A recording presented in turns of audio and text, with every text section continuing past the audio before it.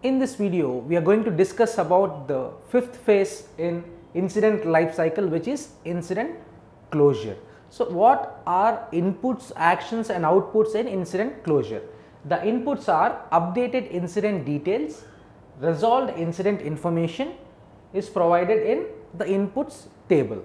Coming to the actions column, we can see that the confirmation of the resolution with the customer or originator. That means we get the confirmation about the resolution for the issue is communicated between the user and the internal employee or the originator who raised this on behalf of the user who faced the situation.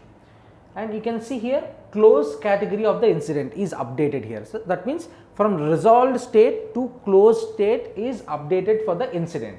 And coming to outputs, updated incident details is available and closed incident record is recorded here. So, as we spoke about 4 users who are not able to access a website in our previous videos as example, if we consider the same example here also, you can see the input details as mentioned is available, and after the resolution and recovery phase, the resolved details are also available as inputs here.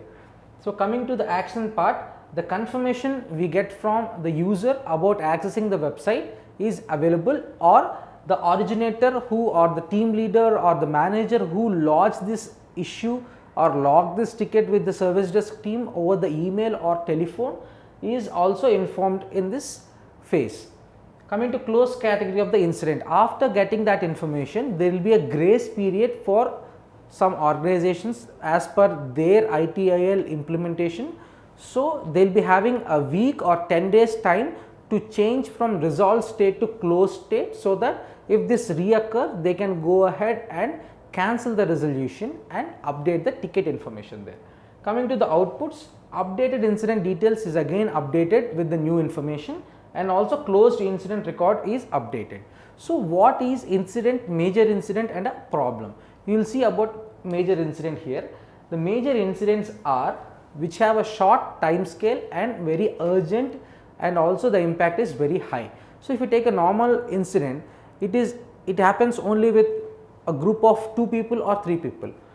If it reoccurs, then it will become a problem. But major incident is a short time scale is available with higher urgency. So, that means some organizations will be having particular departments where these department needs to be supported 24/7, and also the time scale which we compare, the time scale target. That means if a service is down for some site which is very critical for the business, then that incident will become a major incident if the service got disrupted to that site.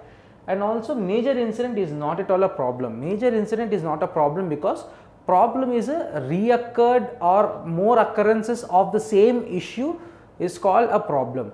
But major incidents has high urgency for the time scale or a short time scale target departments or sites which needs to be having service 24/7 without any interruption, so that these major incidents are also very critical in incident life cycle phase.